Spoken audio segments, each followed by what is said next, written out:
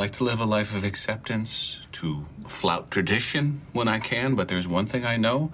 Babies need fathers. Mine left when I was 3, just got up and followed the Maharishi. It left me totally incapable of accepting divine male love. I'm broken. You're broken and you thought you would fix it by buying a white baby. Yeah, that's exactly what I thought. I was gonna father that baby because I couldn't father myself. Okay, well, what about moms? Aren't moms important? For 6 months. Listen, Hannah, you need to think about the effect this could have on your child, what they might miss. They could find themselves alone, aging, embroiled in a public scandal in Queens, in an ex-lover's squat house. Okay, we're in Brooklyn right now, and this is an apartment. It just sounds so much sadder when you try to defend it.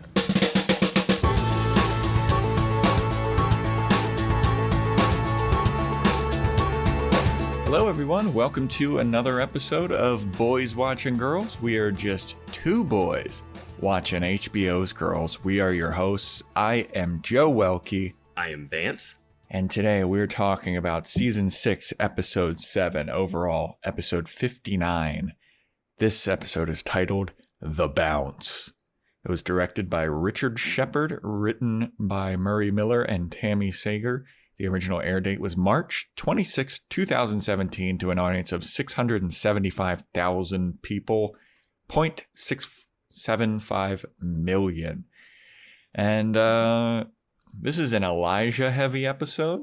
Yeah, I mean, he it very much, it just very much concerns him for the most part, I feel. This is Elijah's. This might be his last big one, you know? Yeah. Yeah. This is his last hurrah. Yeah. I feel like it was a kind of fitting last hurrah.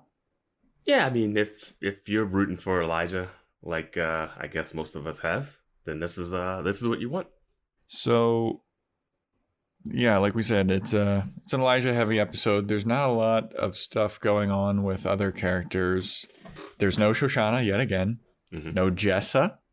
So there's a little sprinkling of Marnie. We get some updates on what Marnie's up to. We get a little sprinkling of what what's happening with Hannah. And I think that she was owed a bit more screen time for this episode for like what she's doing.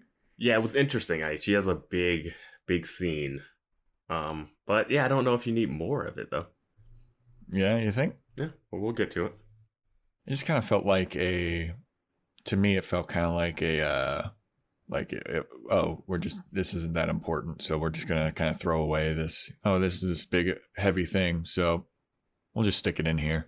No, I didn't feel that way at all. Well, all right. We want to just tackle Marnie first. Yeah, let's get into it. All right, so Marnie is coming back from a jog or a run, it looks like, and she goes up to her apartment door to get in, and there's a letter on the door, which is never a good sign. And she opens it up, and she's like, "Oh, what the fuck?" Turns out she's getting evicted. Thank God. She never has any good luck in that hallway. Either the neighbors hate her, she's doing a walk of shame and deciding that she wants to get a divorce, or she's being evicted. Like, that hallway is not a good place for her. Hey, as we learn later on in this episode, she needs to stop blaming hallways. She needs to stop blaming. Yeah, I just rolled my eyes right there. Yeah. So Marnie, as soon as she opens the thing, she calls her mom to be like, basically asking her mom for money. She's like, I'm being evicted, Mom. Like, can you believe this? And her mom's like, wow, that sucks. I can't give you any more money because I'm not giving you any more of my fun money. I'm going to Aruba or whatever.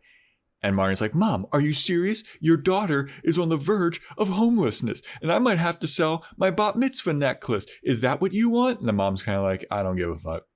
Yeah. And I was like, God, Marnie, that's the most like, I have to sell my bar mitzvah locket or whatever. It's just like, yeah, gosh, you're the worst. Yeah. And it's interesting what we find out about it, that the mom didn't even have any concern knowing that what would happen if she tried to sell it. Yeah. Yeah. One reason, like, there's a reason she doesn't care about her selling it, but she's not even trying to cover up, you know? Yeah.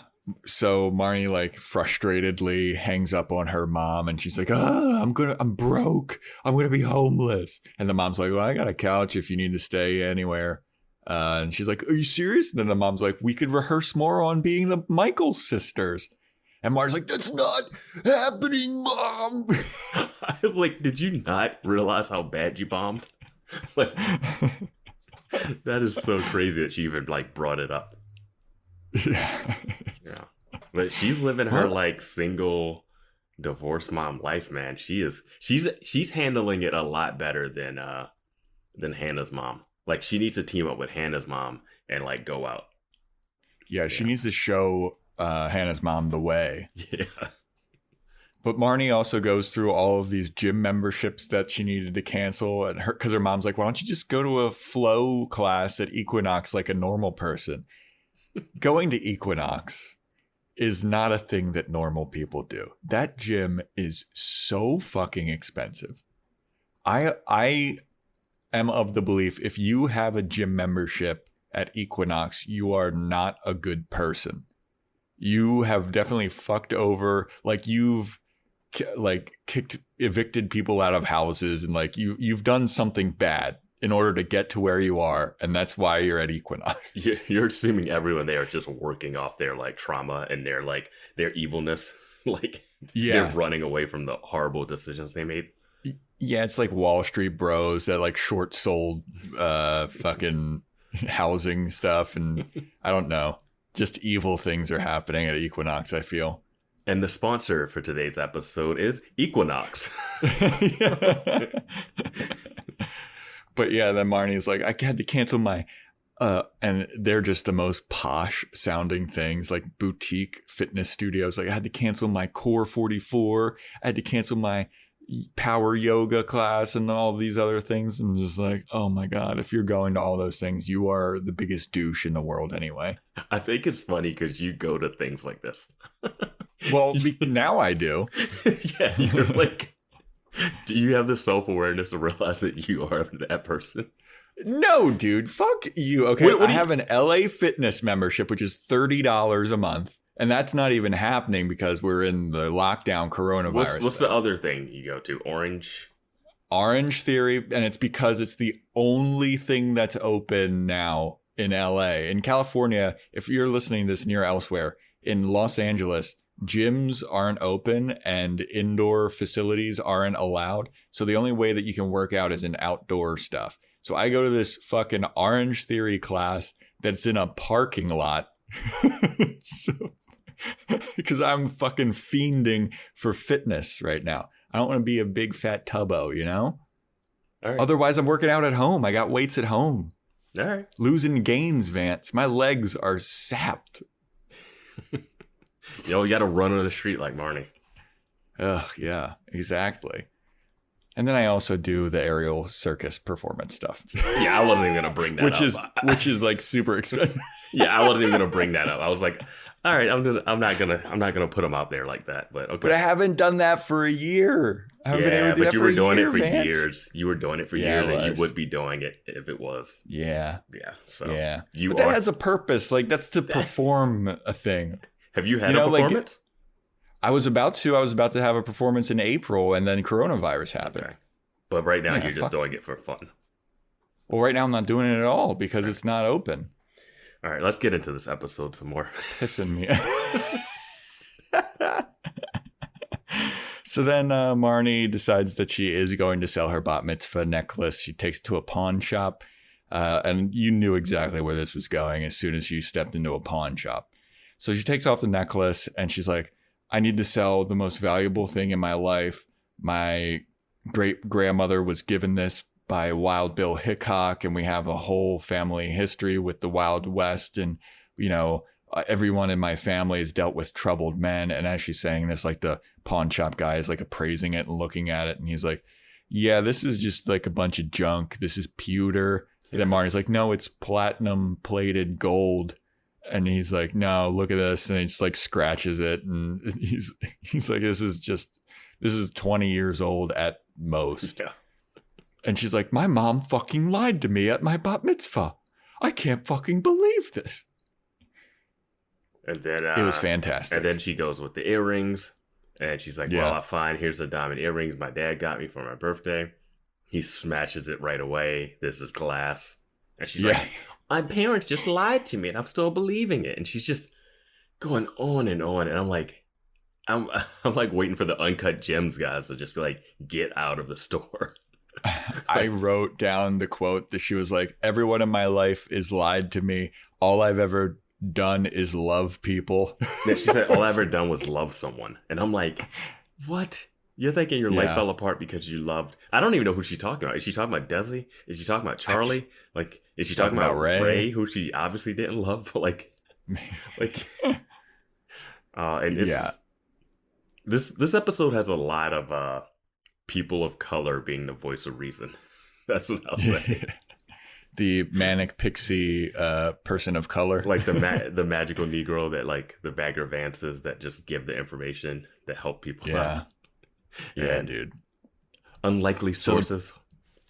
So the pawn shop guy, while she's doing this rant about how everyone lied to her and all she's ever tried to do is love, he like rolls his eyes apparently, according to Marnie. I was writing a note. Did he actually roll his eyes? I was on the exact same thing, writing a note, and I'm sure he did. It's 100% sure. So Marnie's like, oh my fucking God, did you just roll your eyes at me? And the guy's like, no. And she's like, all right, look, I have been duped by my family. I know that I don't know what gold-plated platinum is, but I know when someone's fucking rolling their eyes at me. Why did you roll your eyes at me? And he's like, well, sounds like you're blaming a lot of other people in your life for your hardships when you really should be blaming yourself. And you're saying that everybody's lying to you, but really the only person lying to you is you. And I was like, wow, what a wise pawn shop owner. Yeah, he says that you're the liar. And like, do you get it now? And that's how it ends. And I was so concerned, knowing Marnie all these seasons, that she was just going to start making out with that guy. I really did. Because we've seen it with Ray. Like Ray like called her out, told her what it was, and then she started banging Ray right away. Yeah. Like that's how it worked. You kind of positively neg her and she'll fall in love with you. Like, well, he also went on some rant about like, you know, you're in a pawn shop selling your valuables or trying to sell your valuables. Do you know the only other people that do that are like people that are junkies and people that are like dentists that are being sued for malpractice? Like nobody that's doing well, that makes good decisions comes in here. Yeah. Yeah. And he's like, do you get it? And I was fully expecting the opposite. I was expecting Marnie to be like, shut the fuck up. You don't know me. And you're just some douchebag pawn owner. Yeah, I don't know. I didn't expect that. It's just the way the shot was framed. But also when he was like, do you get it? I was like, does she? Is she? Like, why should she now? Why should she take this guy's advice more than anybody else's? Yeah. Like she didn't take the therapist that was working with Desi advice. You know? So like, I don't know what level you have to be. I guess you have to be a pawn store owner. Like, I mean, yeah, it's like, how often do you need to hear something before it finally sinks in? Some people a lot. Some people a lot. I just don't understand why this one would have sunk in. Yeah. I don't know. Maybe because it's just like so far removed and he exposed so many of the lies that she thought was believing. I mean, Ray did that to her. Ray did it. Yeah. So after she leaves the pawn shop, she's like packing up all of her things in her apartment because she's been evicted, and she calls Desi on the phone to tell him that she is now accepting responsibility for her life, and she's sorry for what she did to him and not being there for him, and that she genuinely hopes he's doing well and that she's moving back in with her mom. And that kind of wraps up Marnie. Yeah, I mean, I don't really have much to say. I just, let's see what happens. This is the second time she's had to move back home. Do you think that she had a breakthrough? Or you think this is more, she's going to be back to her old tricks for the last 3 episodes. I said it before in a previous episode. I think I'm counting her as a lost cause, and I'll see if they like fully redact her at the end of the show, but we'll see. I mean, at this point, I'm saying just let's let her succeed at being horrible, you know? Like at that point, like I don't think we need to drastically change who she is. Just be the best shitty person. Yeah. Yeah, like keep exactly. Like, you know how they say people like fail into success? Like keep her like being shitty into success. Yeah, I don't want Elijah to get success and then not still be judgy and snarky, you know? Yeah. Well, speaking of which, so there's an Elijah story and there's a Hannah story, but the way that I took notes is I kept them in the same story because they kind of concern each other. Yeah, we can. You want to do Elijah and Hannah together? Yeah, that's fine. All right. So the episode starts out with Elijah and his coworker at whatever retail store he's working Bendel's. at. Bendel's, New York, a popular store. I'm never going to remember that, so I'm going to need you to keep remembering that if it comes up again. They have name tags. You won't remember Bendel's. Nope. Okay. Wow. I probably will now that we made such a big stink about it. I don't know why you made it. You brought it up like it was the trickiest. I said he's at his retail store job. I know. I'm just saying it was never going to come back up, but you made it an issue. Yeah. So he's at his retail job at Bendel's, whatever. You're the fashion expert. Yeah, I'm low cost fashion, Vance. I'm not high class. Look at me. All right, he's working at Old Navy. Let's go. He's working at Marshall's. Okay. So he's working and he's talking to his coworker about his coworker's like, why is Dill Harcourt? Why is his hashtag trending? And then Elijah basically tells him that he wants to adopt a baby, but he decided that he only wants to adopt a white baby, and people are pissed off about that. And he's trying to adopt it on the black market. That's the problem. It's not. Yeah. You can adopt a white baby, but when you're black market adopting, it's a problem. I don't even know that there is like a baby black market. Like I'm sure there's black markets for everything. Yes. I've been watching this show, Sons of Anarchy, recently. I don't know if I've ever brought that up. And Boys Watching Sons? No. We're not going to do that. I don't know if there's a lot of crossover appeal. But no, there's like, Irish baby trafficking. Yeah. Really? Yeah. That's nuts. Mm-hmm. Dude, there's all kinds of trafficking. It's fucking wild. There's black markets for everything. Yep. And Dill Harcourt has his finger on the pulse. If anyone would, it would be Dill. Yeah. But he's like, he's such a fucking douchebag. And then the coworker's like, I'm so happy that you dumped him. And then Elijah's like, oh, yeah. I definitely dumped his ass. I straight up ghosted him. Mm-hmm. Yeah. Just lying. And then he asks the coworker to cover his shift because he has an audition. And she's like, what? You have an audition? And he makes up some more lies about like how he was afraid of becoming too successful for his own good. Yeah. And it's so funny to hear all of these Elijah lies because that's the type of person that he is. I have a quote written down. They stuffed it. Oh yeah, he was talking about his audition for some commercial. For Papa John's. Yeah. The last audition that he had was for Papa John's, and it was a huge open call, and he had to read one line, and it was just they stuffed it. And then as he was leaving, he heard them laughing at him, and he was like, and I never wanted to go back. And the coworker's like, that's what auditions are, dude. They're humiliating. Yeah. Yeah. That's exactly it. Mm-hmm. Like it's, yeah. Yep. And so the audition that he has is an open call for the White Men Can't Jump musical. Yes. About time they made that. Who would have ever imagined? Lena Dunham would have. I mean, they've done a lot of Broadway, movie to Broadway musicals of stuff that you would never have expected. Yeah. Like what? Name it. What is one recently that, not Mean Girls. Legally Blonde? Legally Blonde. You wouldn't exactly picture that, but I guess it fits with costumes and wardrobe. I don't know. Yeah, I would think like comedies, but White Men Can't Jump is not like it's not a comedy, is it? You don't have like, to have a comedy like Spider-Man, like Lion King, well, like yeah, I Hamilton's guess. not a comedy. Yeah. Yeah. Oh well. But White Man Can't Jump's being made into a musical for the sake of this show, and Elijah is going to audition for it. And in order to prepare for his audition, he decides that he is running lines with Hannah. And while he's running lines, Hannah's like not really paying attention because she's waiting on a phone call from Paul Louis, the father of her unborn child. And she's distracted. She can't focus on Elijah's line reading, and it's much to the chagrin of Elijah.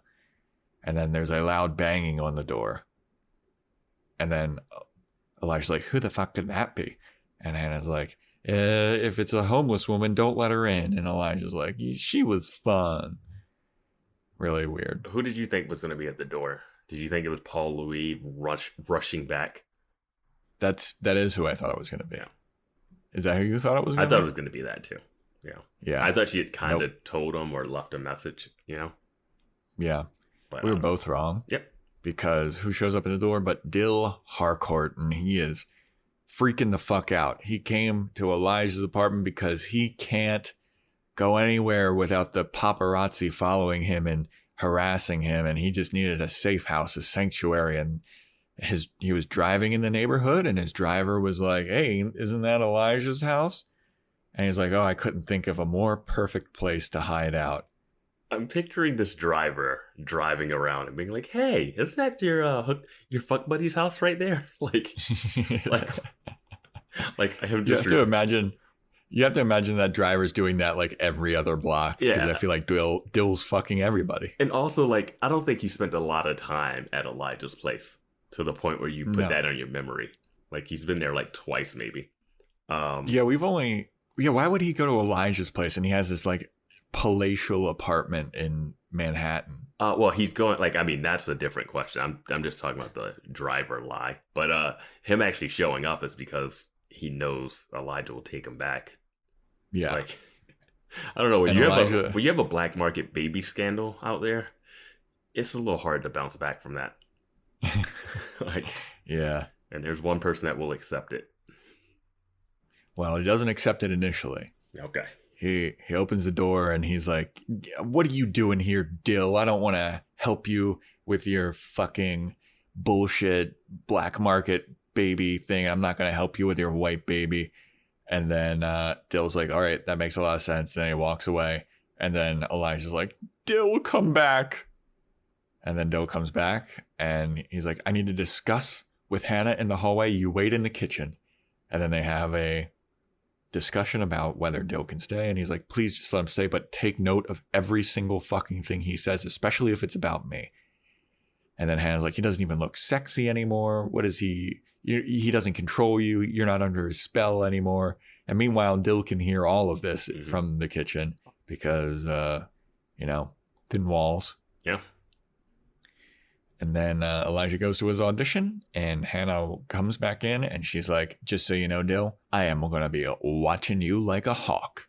And he's like, oh, just like everybody in the media right now. Yeah, like, yeah, they should be. You've got a major scandal. It seems like he always has some type of scandal around him. I don't understand how he'd be on TV, So Elijah goes to the audition and he is, he's obviously nervous and he walks in and dude, and it's like such a perfect portrayal of what auditions are. I think I talked about this a couple seasons ago, actually, when Adam's going to an audition, but like auditions are so hilarious because everyone's always like, oh, everybody's a special star and you're your own unique person. But if you're going to an audition, you get to see just how many people are exactly like you in the same room. You're just like, oh, there's a bunch of other white guys with brown hair that are vaguely skinny and kind of look like they all look similar. And you're just sitting in a room there with all of your doppelgangers. Yeah, that's why my tip for actors is to get a facial scar. It will let you stand out and you will be remembered. Oh, okay. Yeah. Actors, if you're listening, cut yourself. Cut your face up. Terrible advice. Yeah. Or you could just be really, really good at singing like Elijah. Yeah. Yeah. So he goes to the audition, he sits down, and like immediately, as soon as he cheeks to seat, the lady's like, all right, Elijah Krantz, come on in. And he's like, I just got here. She's like, I don't care. We're ready for you. He's like, all right, it's the monologue, right? And she's like, no, you're singing first. He's like, I thought it was the monologue. She's like, nope. And he's like, all right, I need to go to the bathroom. Can I have like 30 seconds to pee? And she's like, nope. And he's like, I'm just going to go pee, goodbye. And he like runs away. Yeah. I don't think they would have called him into the room after that. I think they would have just moved on. Yeah, no, they definitely wouldn't have. Yeah. So he runs away and he's like running in on the stairwell, and he's going down the stairs and he runs into a woman named Athena. What's her last name? Athena Dante, who is singing some kind of, I guess, song from the White Men Can't Jump musical that isn't out yet. No, I mean, she's singing a song, or I don't know, or she's freestyling something. I don't know. Because he's planning to sing something different, too. He's planning to sing just another random song. Yeah, I could have swore that this song that she was singing was about basketball. I feel like she was freestyling something. Yeah. So he's like walking down the stairs and she's like, hey, the auditions are up there. And he's like, yeah, I know. I have an audition, but I don't know. I think I'm bailing. She's like, you can't bail. Gives him kind of like a pep talk. And gives him the chutzpah to go back and do the audition, basically. Well, no, he's complaining about Dill Harcourt showing up and it like getting in his head. And he's complaining about that. And she said, like, men are only here to buy us jeans, which is a random funny line. Yeah, and then they start talking about their names, which I thought was interesting because this show does a big thing. Like, everybody has unique names, all the characters and stuff. And like her reaction to his name being Elijah Krantz. I never really knew that was his last name, but it's a kind of awful last name for who Elijah is. It doesn't really fit him fully. Yeah. But yeah, it's funny because when they introduce themselves to each other, and she's like, "My name is Athena Dante." He's like, "Wow, that's a great name." She's like, "What's your name?" He's like, "Elijah Krantz." Yeah. And he says it so hard at the end. Yeah, Krantz. Yeah. Yeah, so, this is the second magical person of color to inspire the hero White, I guess. Yeah, the hero White, yeah. Good thing she was just on that staircase. Just blocking his path from running away from his dreams. Yeah. So he goes into the audition, sings a song from Smash, the TV show, which he made a big point to, like, the people that are auditioning him just are not humoring him at all. He's like, "My name is Elijah Krantz," and he looked like he's about to go into something else, and like, "All right, cool, what are you singing?" Mm-hmm. Yeah. I mean, they got to go through that whole room of people. Like, yeah. And it's interesting, like, being on the side of the people that are auditioning people.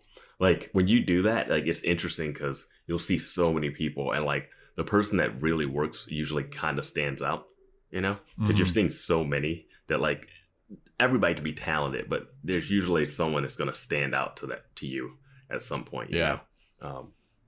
I've never been on that side. I've always been on the auditioner side. Auditionee? Whatever. I'm always the one auditioning. Yeah. And it's just random as fuck. Like, especially because I do commercial auditions. It's a crapshoot. Yeah, those are just looks. Those aren't necessarily based on the most talented person usually, Yeah. So Elijah sings his song. He fucking kills it. And we all knew he was going to kill it because Andrew Rannells is a Tony Award winning actor. He won for the Book of Mormon. And he crushes his song. And they're like, all right, cool. Go back out into the hall. Like, no sells him. Well, they're like, oh, you can stick around for the monologue. Yeah. So that was it. You made it to the next round, you know? Yeah. Yeah. So meanwhile, back at the apartment, Dill kind of susses out that Hannah is pregnant just by looking at her and how she's acting. He's kind of like, so how far along are you? She's like, what? He's like, I've got 14 Emmys. I know when someone's pregnant. Which is so weird. Yeah. His creepster vibes are at 110% this episode. Yeah, and he's all over the place. Like, I don't know what his character is. Oh, I wanted to mention, we had an over-under bet, because we got a lot of gamblers on this show, of how many episodes he was going to be in. I think he hit the over. And I think that was last season, right? Yeah. So I don't know if it was supposed to carry over to the next season. We'll have to see what the bookies say. But I think he has now broken the over-under 3.5 episodes. Yeah, the 3.5 was the over-under. Mm-hmm. I believe he has, this is number 4. Mm-hmm. Interesting. We'll have to go back and see if it was just for that season. Yeah, I'm not going to do that. Neither of us are doing that.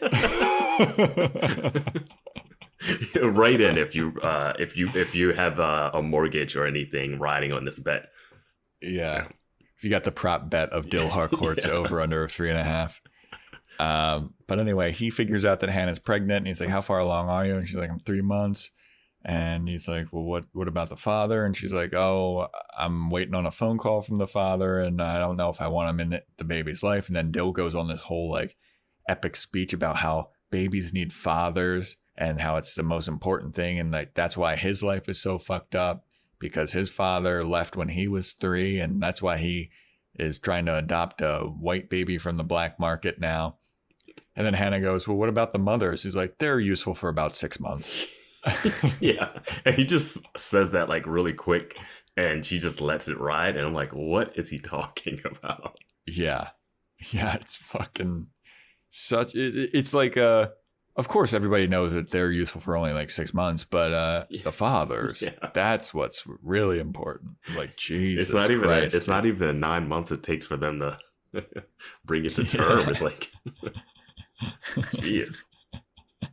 So I have to ask, like, did you think when they were sitting at the table eating cereal and he knew that she was pregnant, that he was going to like ask for her baby or like try to adopt her baby?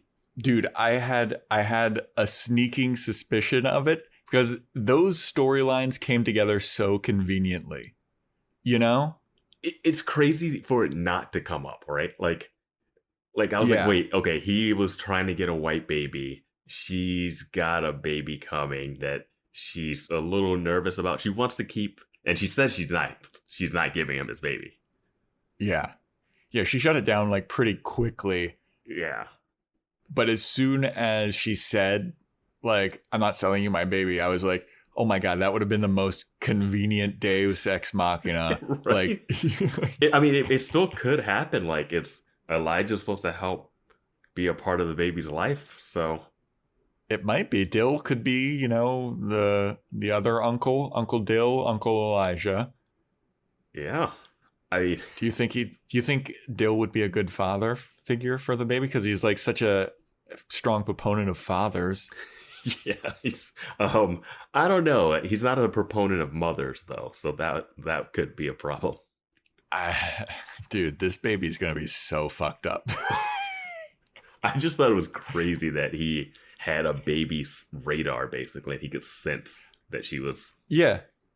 Dude, he was just like sitting at the table, like with his hands like folded in front of his face, like, so you're pregnant, eh? Yeah. And he like made fun of where she lives and that they're like in a bad place, like they're in the slums or something. She's like, it's just a Brooklyn apartment. And he's like, how would you like to upgrade to the Upper West Side for baby? Like, yeah, it was some real Mr. Burns shit. My exotic baby dealer fell through and I'm in the market for a new one. So yeah. Then Elijah passes the audition, and then he is they have a thing with like a casting where everyone's in the room and the directors come out and they're like, all right, here's the names, and they list off a bunch of names. Like, if your name was listed, you can go home. And then Elijah's like, yeah, they flipped it. Like, I thought that we were gonna be fucked, and he and Athena are passed, I guess. Yeah, it's a real douchey move by the casting people here, because like they call out all the names. Normally in an audition, if they're calling out your names, usually that means that you're gonna make the cut, and that's the traditional way if they're doing it. And then they say, we called your name, you can leave, the rest of you can stay. Flipping it, and then the lady next to him, and she's been to some shows. I don't know the actress's name, but she's like, oh, you flipped it. I love it when you do that. And they like high five. And I'm just like, and all those people's names are called to just have their dreams crushed and just have been hurt in a way that is so unnecessary. Yeah, and Elijah's like, oh my God, they flipped it. I love this bitchy business that we're in. Yeah, and that saved it a little bit, like Elijah's acceptance of, this industry is what it is. Yeah, it was just so unnecessarily cruel to the people that... Oh, man. But, somewhat accurate to the... Yeah. Before they called the name, he was still complaining about Dill Harcourt to Athena. And she has a line, good dick is a prison. Yeah. Great. He is complaining to Athena because Dill drank all of his LaCroix. Yeah. Like, stop checking your phone. Stop checking your phone. Yeah. Well, that's what Athena's telling him, Vance. You and Athena. You're on the same page. I just, don't check the phone. Tell Hannah not to email or text you that. Like, yeah, right. Why would she text him that? Like, because he asked her to. Yeah, he said remember, not like live update me. Yeah. So then we go back to the apartment, and Hannah gets a phone call from Paul Louis. Oh my God, the big moment that this season's been leading up to. The phone call with Paul Louis. She goes into her room and she's like, hey, Paul Louis, it's Hannah. And he's kind of like, she's like, I was at the beach a couple months ago. I was working on a story about your surf camp. And he's like, she's like, we had sex. And he's like, she goes, you said I had a lot of pubic hair. And he's like, oh, Hannah. Yeah. I threw up in your room. Yeah, Hannah. What up, girl? Yeah. So then she's like, hey, I'm just calling, to let you know this is kind of a heavy thing to just kind of drop on somebody, but I am pregnant, and I'm pregnant from the time that we had sex and you're the father. And he's like, oh, whoa, that's nuts. That's crazy. And she's like, I just want to let you know because I feel like I should, and I don't expect anything from you. I don't want anything from you. I know that you're starting your career off in a lucrative water ski instructor career path, and I don't want to bother you or anything. And he's just like, okay, whoa, all right.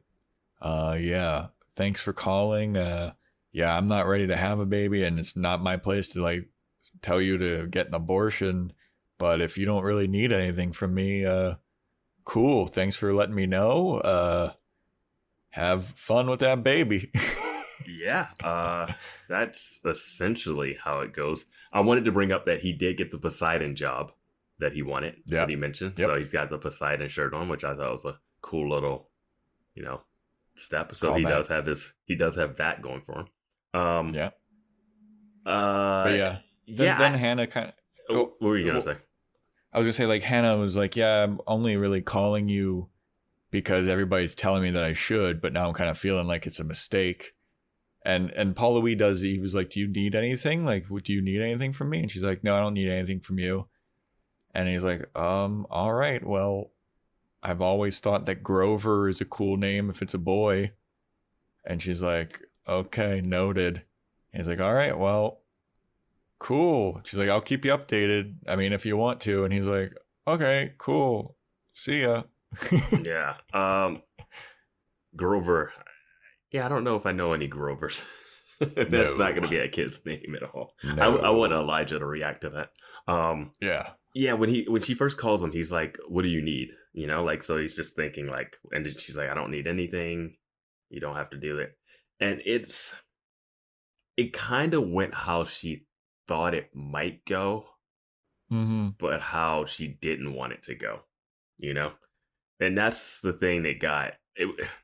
It's one of those things. I get all of her feeling because she's starting to like tear up during the call because she feels like unwanted and like he's not like, oh my God. Like she kind of wanted him to plead and want to be more involved and for her to have to like push him away more so. Yeah. Like she wanted to be wanted for this and not to be like, oh yeah, didn't remember you. Oh yeah, you're pregnant. Cool. Like, yeah. And it would have been weird if he was like super into it. Like then she would have been like upset about that too. Like it's not a win. It's a no-win situation for her. Yeah, and I also kind of was like, I was imagining myself getting that phone call and being like, I wouldn't know what to say. And like, I kind of felt for Paul Louis as well, because I was like, well, she's saying like, I don't want you in this kid's life, but I thought that you should know. And he's like, well, and he offered like, do you need anything? Which I thought was like, that was more than I would expect from Paul Louis, to be honest. No, I didn't think he was like a heartless dude. And no, but the thing is, it's not like Paul Louis got what he really kind of what he wanted though, you know, with her not wanting him to be involved because he says, I'm not ready to have a kid. So he gets what he wants. So it's not like at that point, she's telling him that he doesn't have to be a part of it. And then he's saying, oh, I'm not ready to have a kid. So those two ideas together seem like, oh, that works out kind of perfectly. Like this is seemingly what she wanted, but it's just not, you know, it's just not the way. Yeah. She didn't want it to go down so easily, you know? Yeah. And she says that after she hangs up the phone and she's talking to Dill, because Dill was kind of like, sounds like he kind of dismissed you. And she's like, no, it's exactly what I thought would happen. It's what I wanted to happen. I just didn't think it would be this easy. And then Dill sits down and like cries with her, and he starts crying. He's like, this is just like so fucking sad. Like we're all just children. And then she starts crying, which I thought the Dill's crying was real douchey, but yeah, I thought she was gonna. I thought that he was laughing at first. No, I knew he was crying, but I was like, is he just taking over her sadness now? Like, is he like stealing this moment from her? Like, I feel like this is more of a stealing a moment from Hannah than like how you were saying earlier that you felt like this moment needed to have more to it, which I don't feel like it did. I feel like it had the weight that it needed to have. I mean, I don't think we need to linger on it longer. And I don't also think the whole season was building to the phone call. I think the season's building more to her being pregnant and how she's going to deal with it. More so than how Paul Louis is going to deal with it. So in your opinion, what do you think that she was hoping, like best case scenario, what do you think she was hoping for out of this phone call with Paul Louis? That he'd be like really excited for her being pregnant, and like that he would he'd be like ecstatic and be like, oh my God, I can't believe this is happening. Like, honestly, like if you ever need anything ever, please call me, just be in touch. Like, let me know. I want to be as much involved in this kid's life as you want me to be. Like, that's what she wanted. She wanted to have that full option. And I'll say we saw some episodes. We don't know. Like, for me, if I got that phone call, like I would need a moment to like think about it. Like my instant reaction wouldn't have everything involved. Like I've never gotten that phone call. I've only given that phone call to women, you know, told them that they were pregnant. So guess what? You're pregnant. She's like, what? Yeah. Remember the ski trip? No, but like, I would just like, I like to take a moment to process things usually, which, so I don't know. I think he could come around and like reach out to her again. But now I feel like the weight of it with the last image of this episode is really on Hannah, of what she's actually embarking on. Yeah. Yeah, I'm with you. I feel like if that, and it's dropped so suddenly, like the way that she drops it on Paul Louise, like, hey, just calling to let you know I'm pregnant. Like, I would definitely need a minute to be like, oh my God. Because it's not like, even if you aren't involved in, like, if Hannah's like, I don't want you involved with it at all, that's still like a heavy fucking thing that you need to process. Yeah, and it's really heavy when it's a person that you don't remember that called you up. It's not like it's his girlfriend or someone that he was seeing. It's this girl he met for a fling one weekend. Yeah. And yeah. Exactly. Yeah. So then Dill and Hannah cry. And then we go back to Elijah. And Elijah is in the dance portion of the audition. Yes. And he has to learn some quick choreography. Everybody around him is picking it up very fast. He seems a little like a step behind. But then they're like, all right, do the dance now. So they're doing the dance and he's killing it. Like, he fits right in. It's going great. The audition people are not paying attention really at all. They're like looking at memes on their phone, it seems like. Yeah. Which is so perfect as well. Yep.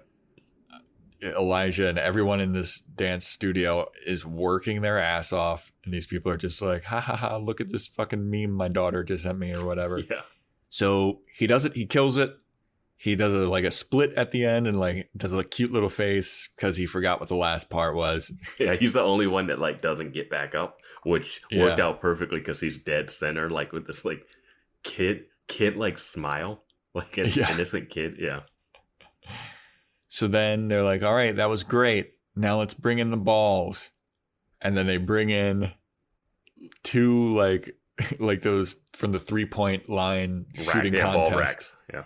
Yeah, of basketballs, and they had to do the same dance while dribbling all over again. It was like something out of a horror movie. Bring in the balls. Like, Elijah's eyes go wide. You didn't say there'd be basketballs. And we see why next, because everybody's killing the same dance routine with the balls, and Elijah is just literally dropping the ball all over the place, bouncing it into people. He can't do the choreo with the ball. Yeah. And eventually, like, they're doing some more choreo stuff, and he throws the ball into some dude's face and like breaks his nose, it seems like. And it's just a disaster. Yeah, it is. Like, there's no other word but disaster. Yeah, it was interesting. I just thought about this. We never get to see Athena do any of her section of the dance. Like, she's off on the side, kind of doing like thumbs up, thumbs down. So looks like it's just like reaction shots.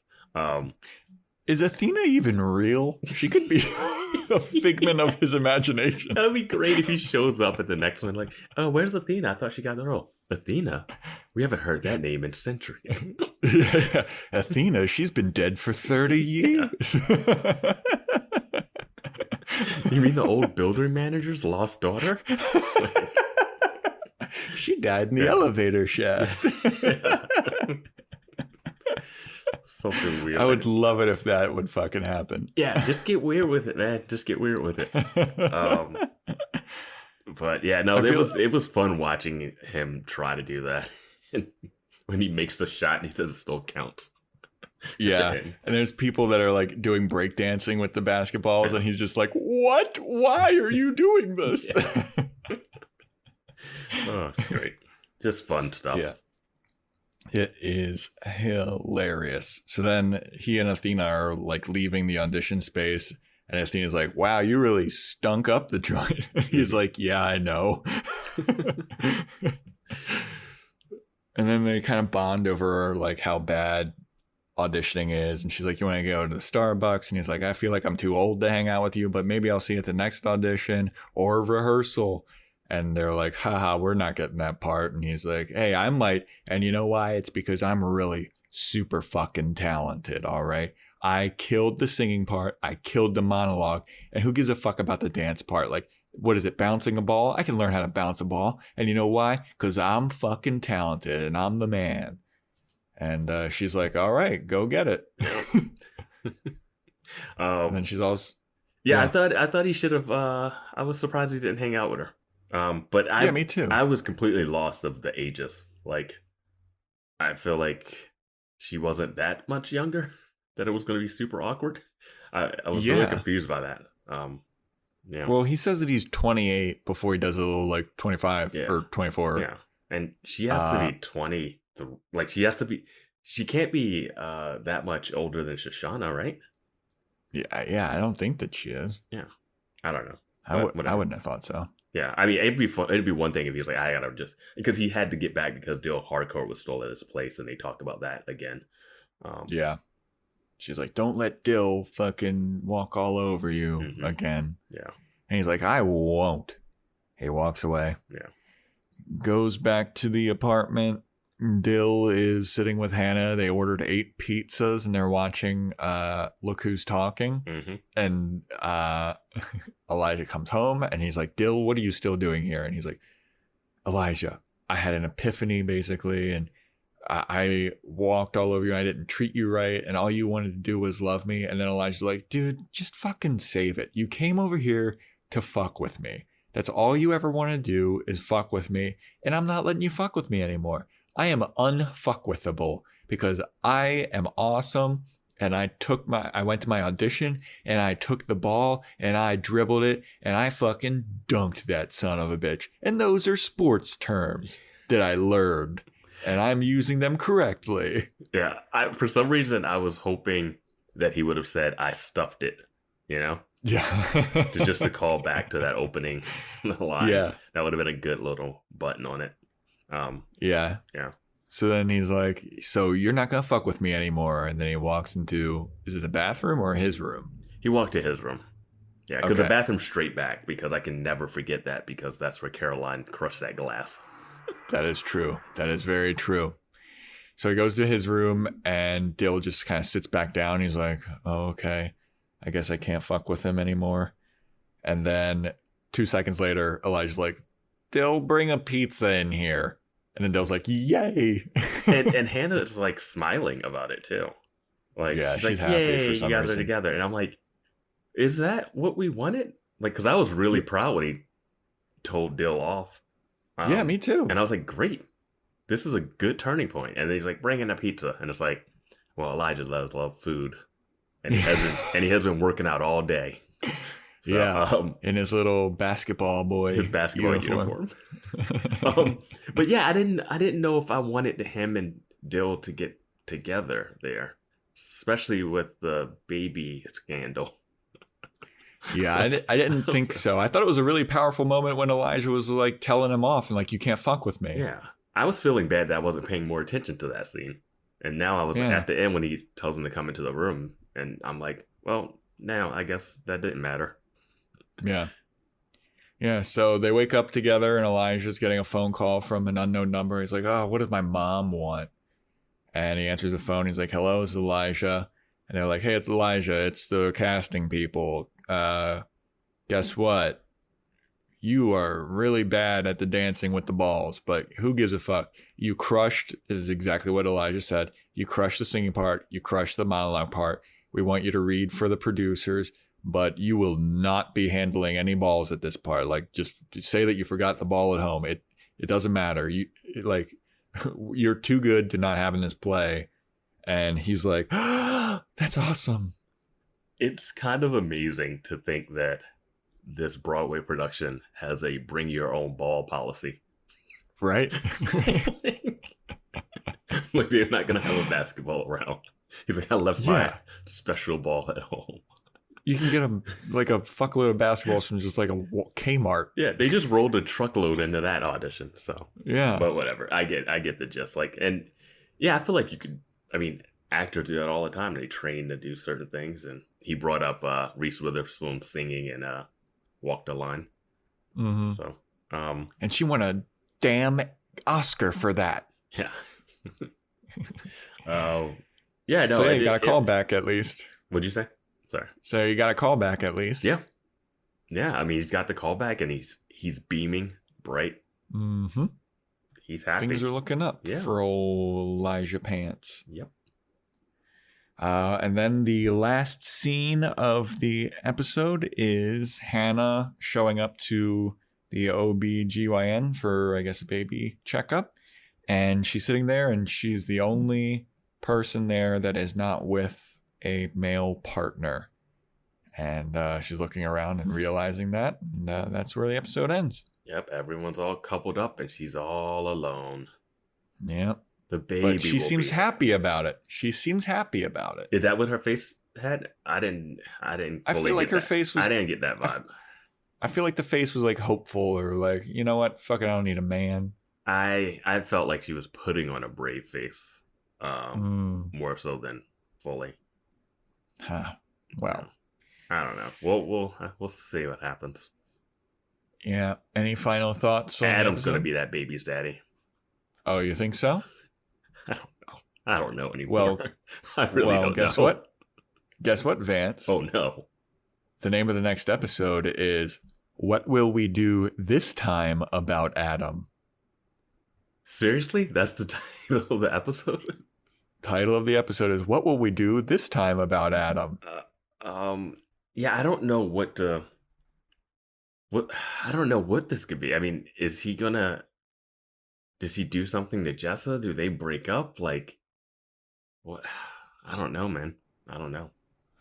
I don't know either. What will we do this time about Adam? Who knows what the fuck's going on? Yeah, I thought it was a callback. This is scary, actually. I'm like terrified now. Maybe we'll finally get some answers about Caroline. Ooh, yeah. I don't know. That title doesn't lead. I don't know. It doesn't seem good. It seems very foreboding for Adam. Absolutely. Yeah. I'm a little worried now. I'm terrified. I did see the little, like, when I was watching it on Amazon, the, like, title card, the, like, picture for the next episode is Ray. The thumbnail is Ray and Shoshana talking. So we'll it looks like we'll get some Shoshana in the next episode at least. Yeah. Because she's been absent for, like, the last 3 or 4 episodes, it seems. Yeah, she's not in the last episode or this one. And barely in the one before. Yeah, she's been missing all season. Yeah. Well, no mas. And we'll have to figure out what is going on with Adam in the next episode.